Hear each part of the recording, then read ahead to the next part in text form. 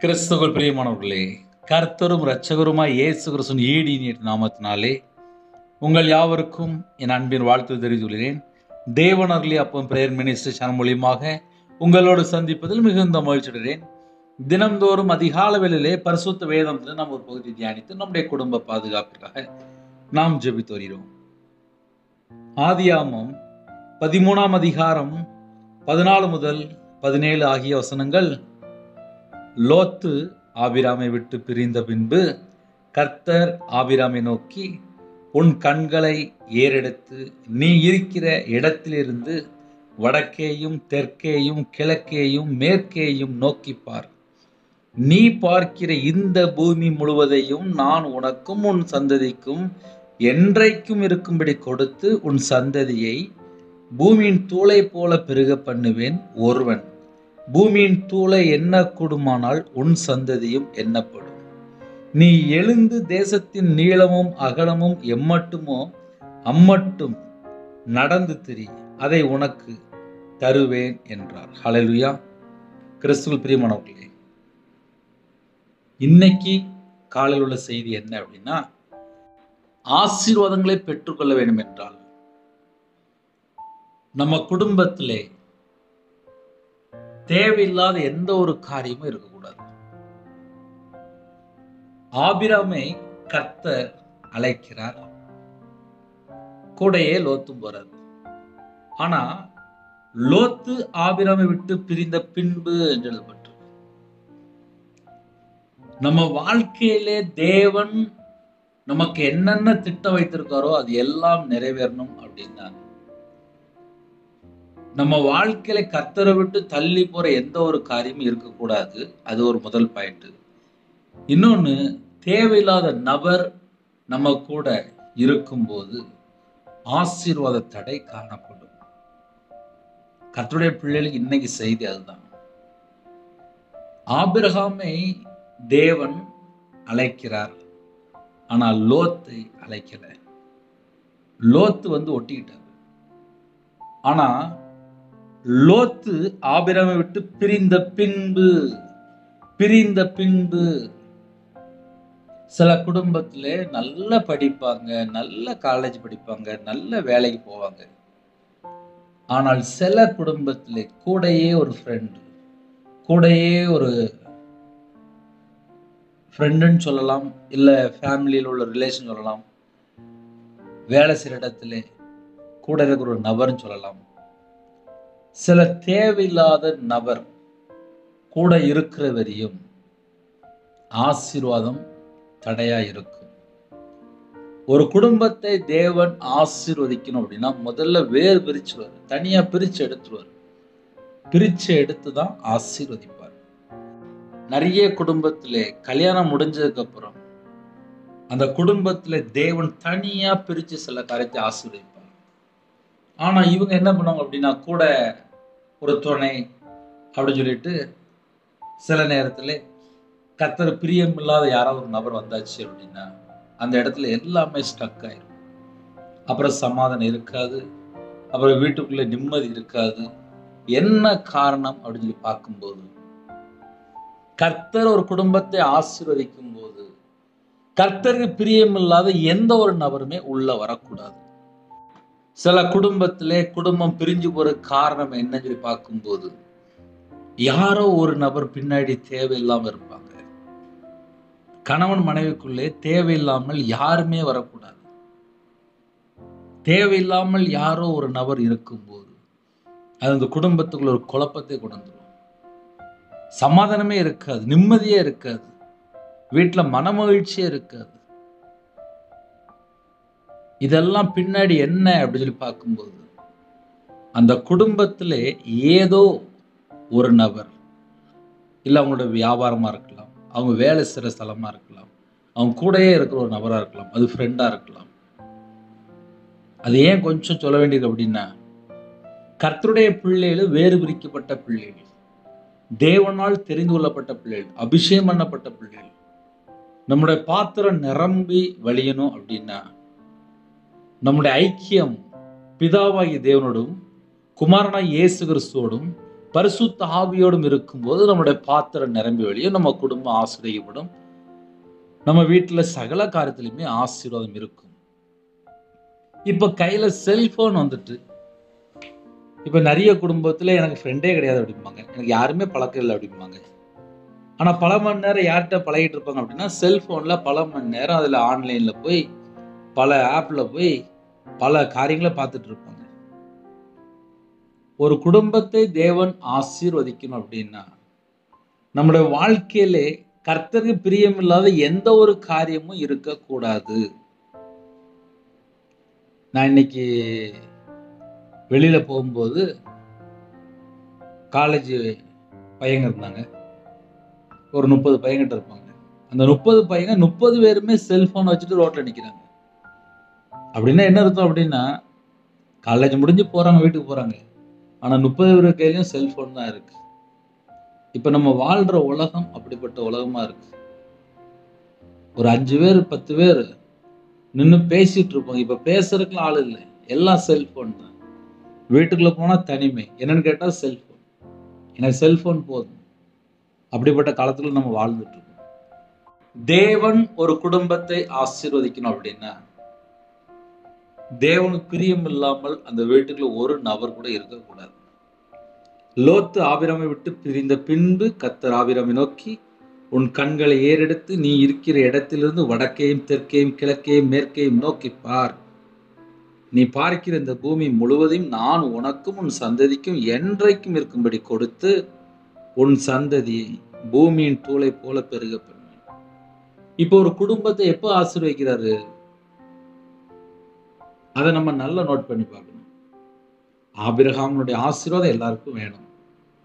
Abraham கூடயே கிளம்பும் போது லோத்து வந்துட்டாரு. ஆதியாகமம் 12ஆம் அதிகாரத்தில் நம்ம வாசிக்கும் போது தெரிந்து கொள்ளலாம்.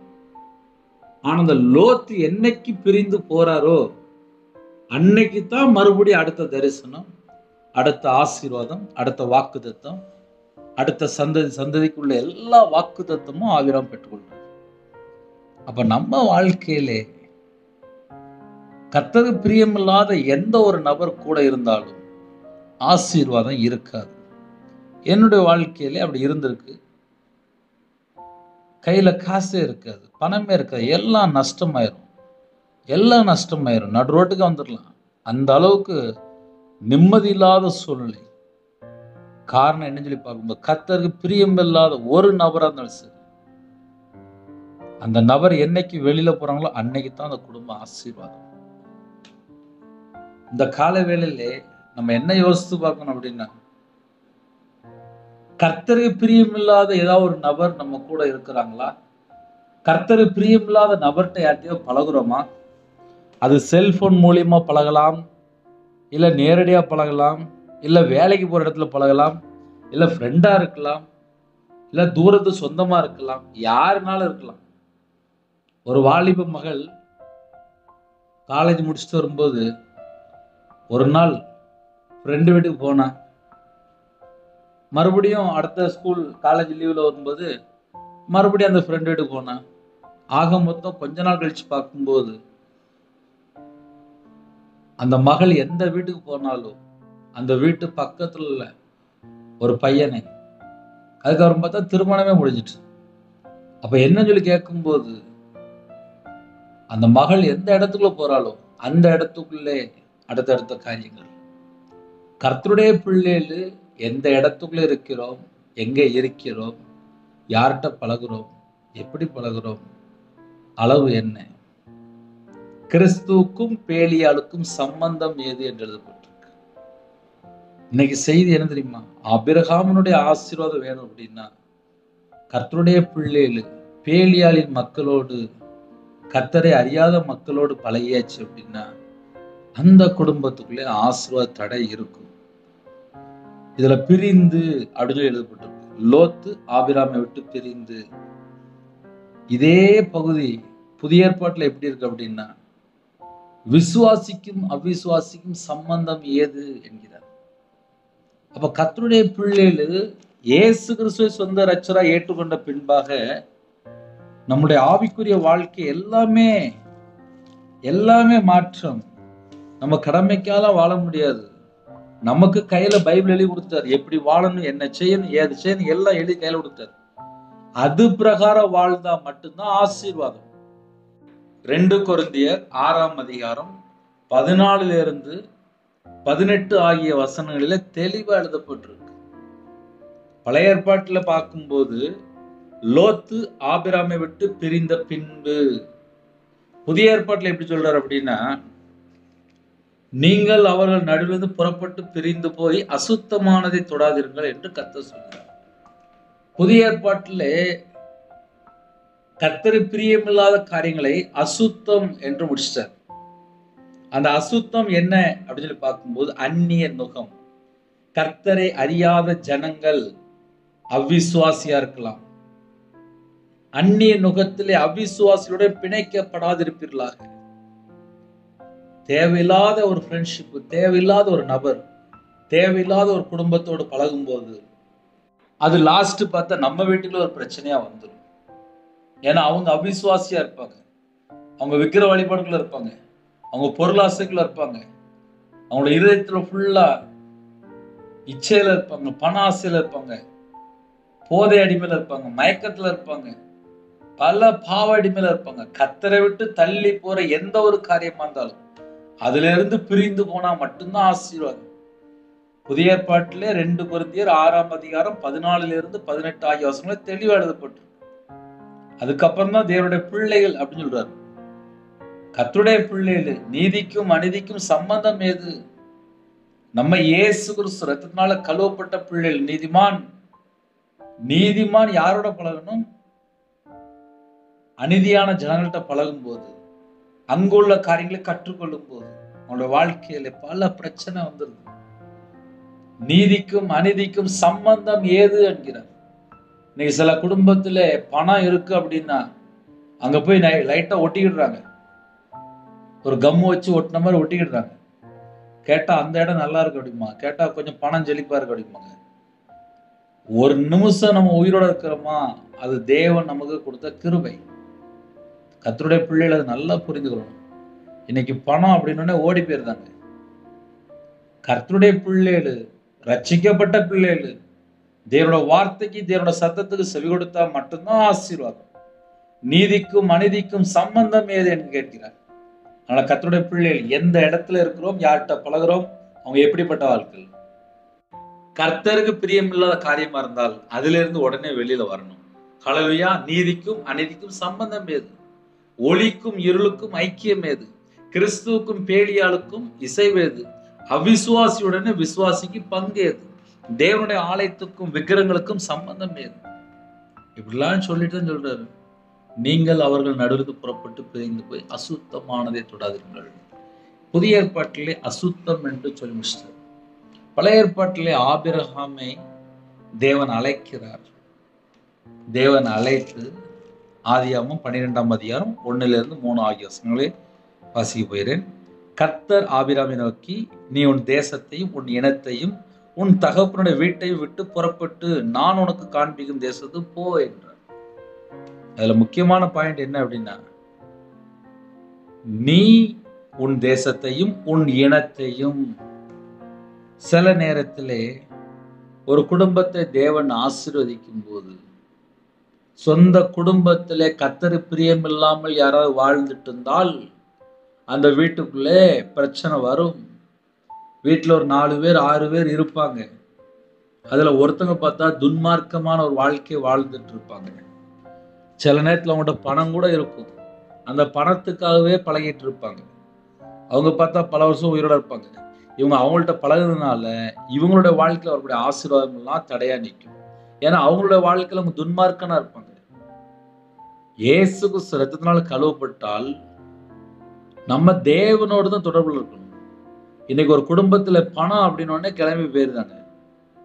இப்ப நிறைய குடும்பத்துல என்ன பிரச்சனை நடக்கும் அப்படின்னா, கர்த்தர் அழகா சொல்றாரு ஆபிரகாமை நோக்கி, ஏன்னா பிரிஞ்சதுக்கு அப்புறம் தான் சொல்றாரு. இன்னைக்கு நிறைய குடும்பத்துக்குள்ள தேவையில்லாத காரியங்களோட ஒட்டி கொண்டிருக்கும் போது ஆசீர்வாத தடை இருக்கும். ஆசீர்வாத தடை இருக்கு, அதுல எந்த ஒரு மாற்றமும் கிடையாது. ஏன்னா என்னோட வாழ்க்கையில் நான் ரியலா பார்த்துருக்கேன். அதனால தான் சொல்லிட்டு இருக்கேன்.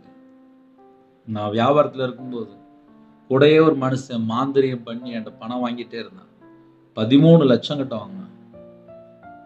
லாஸ்ட் என்னோட சொந்த வீடை விற்றேன், வியாபாரத்தை விட்டேன், வெளியில வந்தேன், நஷ்டப்பட்டு வெளியில வந்தேன். அதுக்கு எல்லாத்துக்கும் மூல காரணம் யாருன்னு சொல்லி பார்க்கும்போது ஒரு நபர். வியாபாரத்தில் வந்ததுக்கு அப்புறம் கஷ்டப்பட்டேன், ஊழியத்தில் வந்ததுக்கு அப்புறம் கஷ்டப்பட்டேன். கூட யாரெல்லாம் இருக்கிறாங்களோ அவங்க மூலியமா தான் பிரச்சனை வரும். கர்த்தருடைய பிள்ளைகள், நம்ம இருதயம் தேவனோடு இருக்குமானால் ஆசீர்வாதம்.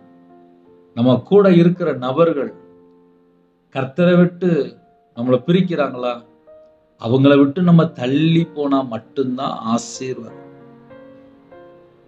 ஆபிரகாம் தேவன் அழைக்கிறார், நீ உன் தேசத்தையும் உன் இனத்தையும் உன் தகப்பனை வீட்டை விட்டு புறப்பட்டு போ அப்படின்னாரு. நான் உனக்கு காண்பிக்கும் தேசத்துக்கு போ அப்படின்னாரு. ஆனா கூட போகும்போது யார் போனா? லோத்து அவனோட கூட போனான். ஆதியாகமம் 12ஆம் அதிகாரம் 4ஆம் வசனத்துல எழுதப்பட்டிருக்கு. கர்த்தர் ஆபிரகாமுக்கு சொன்னபடியே அவன் புறப்பட்டு போனான், லோத்தும் அவனோட கூட போனான். ஆபிரகாம் ஆரானை விட்டு புறப்பட்ட போது 75 வயதுள்ளவனா இருந்தான்னு சொல்லி போட்டிருக்கு. லோத்தும் அவனோட கூட போனான். இந்த லோத்து கூட போகும்போது சில காரியங்கள் தடையாத்தான் இருக்கும். அதே நேரத்தில் எனக்கும் தேவனுக்கும் உள்ள ஐக்கியம் எப்படி இருக்கு? கூட தேவையில்லாத நபர்கள், தேவையில்லாத ஃப்ரெண்ட்ஷிப், தேவையில்லாத சில குடும்பங்கள், பக்கத்து வீடா இருக்கலாம், தேவையில்லாத சில குடும்பமா இருக்கலாம். அது எல்லாம் கூட இருக்கிற வரையும் சில தட்டுப்பாடுகள், சில பிரச்சனைகள், சில போராட்டங்கள் வந்துட்டு தான் இருக்கும். காலவேளையில் ஆபிரகாமுடைய ஆசீர்வாதங்களை நம்ம பெற்றுக்கொள்ளணும் அப்படின்னா, லோத்து ஆபிரகாமை விட்டு பிரிந்த பின்பு தான் கர்த்தர் மறுபடியும் ஆபிரகாமை ஆசீர்வதிக்கிறார். அடுத்த சந்ததிக்குள்ள ஆசீர்வாதங்களும் வந்து சேரும். நம்ம கூட கர்த்தர் இருக்கணும் அப்படின்னா, தேவையில்லாத எந்த ஒரு நபரோ, தேவையில்லாத ஃப்ரெண்ட்ஷிப்போ, தேவையில்லாத செல்போன் அடிமையோ எதுவுமே நம்முடைய வாழ்க்கையில இருக்கக்கூடாது. சில குடும்பத்துல வீட்டுக்குள்ளேயே வச்சு யாரையா கவனிச்சிட்டு இருப்பாங்க. ஒரு வருஷம் இல்ல, 2 வருஷம் இல்ல, பல வருஷமா கவனிச்சிட்டு இருப்பாங்க. அவங்க பார்த்தா ஒரு துன்மார்க்கமான ஒரு வாழ்க்கையா இருக்கும். அந்த வீட்டுல அவங்க இருக்கிற வரையும் நிம்மதியே இருக்காது. அப்படிப்பட்ட சில குடும்பங்கள்லாம் உண்டு. அதனால கர்த்தருடைய பிள்ளைகளுடைய வீட்டுக்குள்ள யாரெல்லாம் இருக்கா, அதை நீங்க தான் யோசித்து பார்க்கணும். காலையில சின்ன ஜோமனி முடிச்சிருக்கணும். நம்ம வீட்டுக்குள்ளே தேவன் ஆசீர்வதிக்கும் போது கர்த்தருக்கு பிரியமில்லாத எந்த ஒரு நபர் இருக்கக்கூடாது. அப்படி இருந்துச்சு அப்படின்னா எல்லாமே தடையாது. அதை மட்டும் நம்ம கொஞ்சம் மைண்ட்ல ஞாபகம் வச்சுக்கணும். இருக்கிற இடத்துல கண்கள் மூடி நாம் ஜெபம் செய்வோம். அன்பின் கர்த்தாவே, நன்றியோடு துதிக்கிறோம்ப்பா. இந்த நாளைக்கான கிருபைக்காக நன்றிப்பா. இந்த நாளை உம்முடைய கரத்தில் அர்ப்பணிக்கிறோம். இணைந்திருக்கிற குடும்பங்கள் உம்முடைய ஜீவனுக்குள் அர்ப்பணிக்கிறோம். பிதா குமாரன் பரிசுத்த நாமத்தினாலே முத்திரை போடுங்கப்பா. எல்லா குடும்பத்தையும் கர்த்தர் வேலையடங்கி ஆசீர்வதிங்க. இந்த நாளில் யாரெல்லாம் தங்களை தாழ்த்தணும், அவங்களுடைய வாழ்க்கை, அவங்களோட வம்சம், அவங்களோட சந்ததி எல்லாம் உங்க கரத்தில் அர்ப்பணிக்கணும். அவங்களுடைய கையின் கீழ் ஆசீர்வதிங்க. குடும்பம் முழுதும் உங்களோட இரத்த கொட்டைகளை வேலடைத்து மூடி மறைத்து பாதுகாத்து கொள்ளுங்க. கால வேளையில யாரெல்லாம் அந்த செய்தியை கேட்டாங்களோ அவங்களோட வாழ்க்கையிலே ஆபிரகாமுடைய ஆசீர்வாதங்களை பெற்றுக்கொள்ளணும் அப்படின்னா, கர்த்தரை விட்டு தள்ளி போற எந்த ஒரு காரியமும் இருக்கக்கூடாதுப்பா. வேறு பிரிக்கப்பட்ட ஜனமா இருக்கணும். கர்த்தர் ஆசீர்வதிங்க, கர்த்தர் ஆசீர்வதிங்க, கர்த்தர் ஆசீர்வதிங்க. ஜெப அபிஷேகம் தாங்க, துதிக்கிற அபிஷேகம் தாங்க. புது எண்ணெயால் அபிஷேகம் பண்ணுங்க, புது கிருபையால் நிரப்புங்க. யாரெல்லாம் அர்ப்பணிக்கிறோம் எல்லா குடும்பத்தையும் இயேசு கிறிஸ்து ரத்தத்தினாலே, இயேசு கிறிஸ்து நாமத்தினால ஆசீர்வதிக்கப்பட்டோம். ஒவ்வொரு குடும்பத்தையும் ஆசீர்வதிங்கப்பா. அவனுடைய கையின் கீழ் ஆசிரியங்க, அவனோட அப்பத்தின் தண்ணீர் ஆசிரியங்க, அவனோட வம்சத்தை ஆசிரியங்க, அவனோட தலைமுறை ஆசிரியங்க. இன்னைக்கு உள்ள எல்லா தேவையெல்லாம் சந்திங்க. அவங்க பாதத்தில் அர்ப்பணிக்கிறோம். பிறந்த நாள் கொண்டாடுறாங்க, திருமண நாள் கொண்டாடுறாங்க. கர்த்தர் கரந்தொட்டு ஆசிரியங்க. அவங்களோட சந்ததி இயேசு கிறிஸ்து நாமத்தில் ஆசீர்வதிக்கப்பட்டு 1000 மடங்கு ஆசீர்வதிங்கப்பா. வெளிநாட்டில் இருக்காங்க, அங்க இருக்கிற இடத்துல பத்திரமா இருக்கணும்ப்பா, பாதுகாப்போடு இருக்கணும்ப்பா. எல்லா தேவையெல்லாம் சந்திக்கப்படணும்ப்பா. தேவையில்லாத எந்த ஒரு நபர் கூட இருக்கக்கூடாதுப்பா. கர்த்தர் வேல் எடைங்க. உங்க பிள்ளைகளுக்கு ஒரு பாதுகாப்பு தாங்க. எல்லா குடும்பத்தையும் ஒரு பாதுகாப்பு தாங்க. அவங்க இருக்கிற பகுதிகளில் ஒரு ஆசீர்வாதம் வேணும்ப்பா. பரிபூர்ணமான ஆசீர்வாதம் வேணும்ப்பா. பெற்றுக்கொள்ள எங்களை தாழ்த்து அர்ப்பணிக்கிறோம். காலையில் டிரைவிங் லைன் போறாங்க, வேலைக்கு போறாங்க, வியாபாரத்துக்கு போறாங்க, கம்பெனிக்கு போறாங்க, ஆபீஸ் போறாங்க, விவசாயத்துக்கு போறாங்க. எல்லா குடும்பமும் உங்க பாதத்தில் அர்ப்பணிக்கிறோம். ஜெபிக்கிற குடும்பம் இயேசு கிறிஸ்து ரத்தத்தினால் நாமத்தினால் வேலி அடைபட்டு பிதா குமார் பரிசுத்த நாமத்தில் முத்திரை போட்டு ஒவ்வொரு குடும்பத்தையும் பாதுகாத்து முன்னும் பின்னுமா தேவதூர் நிப்பாட்டு. எல்லா குடும்பமும் இயேசு கிறிஸ்து நாமத்தில் ஆசீர்வதிப்பட்டு. தேவையில்லா ஃப்ரெண்ட்ஷிப்போ தேவையில்லா எந்த ஒரு நபருமே வேண்டாம்ப்பா. நாங்கள் கிறிஸ்துவுக்குள் இருக்கணும். பிதா குமார் பரிசுத்தாவியானுக்குள்ளே அப்பா நாங்கள் வேல் அடைக்கப்பட்ட பிள்ளைகளா இருக்கணும்ப்பா. அந்த கிருபை தாங்க. இந்த நாளிலும் பலவீனத்தோடு படுத்த படுக்கையில் யாரெல்லாம் இருக்காங்களோ உங்களுடைய தலைமுறை கரத்தினால தொட்டு சுகமாக்கி தாங்க. பூர்ண சுகம் தாங்க, பூர்ண விடுதலை தாங்க, பூர்ண ஆரோக்கியம் தாங்க, பரிபூர்ணமா ஆசிரியங்க. உங்க நாமையும் விடட்டும். காலவேளையிலே கண்ணீரோடு கடனில்லை, உபத்திரத்தில் பலவிதமான பிரச்சனை இல்லை, பாடல் வழி யாரெல்லாம் கடந்து போறாங்களோ கர்த்தர் கூட இருந்து அந்த உபத்திரத்தை மாற்றித்தாங்க, உபத்திரத்தை மாற்றித்தாங்க. கற்பத்துக்கு ஜெபிக்கிறாங்க. கர்த்தர் மனமரங்க, மாசமாக கர்த்தர் ஆசீர்வதிங்க. டெலிவரி போறாங்க பரம வைத்தியர் கூடங்கப்பா. பிள்ளையோட தேவையெல்லாம் சந்திங்க, எல்லா குடும்பத்தோட தேவையெல்லாம் சந்திங்க. படிக்கிற பிள்ளைகளுக்காக ஸ்தோத்திரம்ப்பா. உங்க கரத்துல அர்ப்பணிக்கிறோம். இணைந்திருக்கிற எல்லா குடும்பத்தையும் உங்களுடைய கரத்துல அர்ப்பணிக்கிறோம். இந்த நாளுக்கான கிருபைக்காக ஸ்தோத்திரம்ப்பா. எல்லா குடும்பத்தையும் உங்களுடைய ஜோன்கள் அர்ப்பணிக்கிறோம்ப்பா. விசேஷமா தேவன் அருளி அப்ப மனுஷனோட இணைந்திருக்கிற எல்லா குடும்பமும் இயேசு கிறிஸ்து ரத்தத்தினால நாமத்தினால வேலை அடைபட ராஜா பிதா குமார் பரிசுத்த நாமத்துல முத்திரை போட்டு உங்க பிள்ளைகளை விசேஷமாக அப்ப அந்த நாளில் விசேஷ ஆவினால் நிரப்புங்கப்பா. கல்லான இதயத்தை எடுத்து போட்டு சதையான இதயத்தை தாங்கப்பா. உங்களுடைய நல்ல ஆவியை தாங்கப்பா. எங்க இதயத்துக்குள்ளே இயேசு கிறிஸ்து ராஜா மகாபிரபு நீங்க இருக்கணும். உங்க நாமம் மகிமைப்படட்டும். எத்தனையோ தேசத்துக்குள்ள இணைந்திருக்காங்க, எல்லாரையும் முடிஞ்சோன்ற அப்படிங்க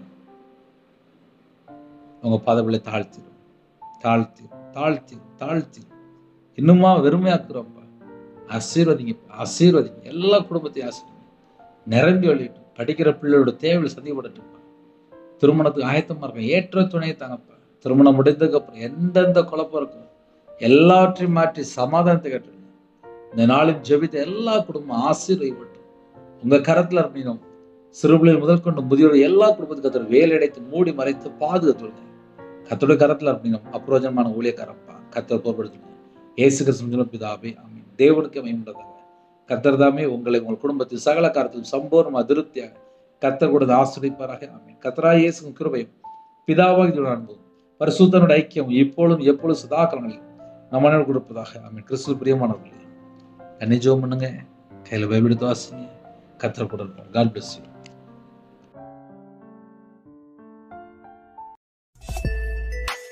Thanks for watching. Please subscribe our channel. Click the like and share. Click the bell. God bless you.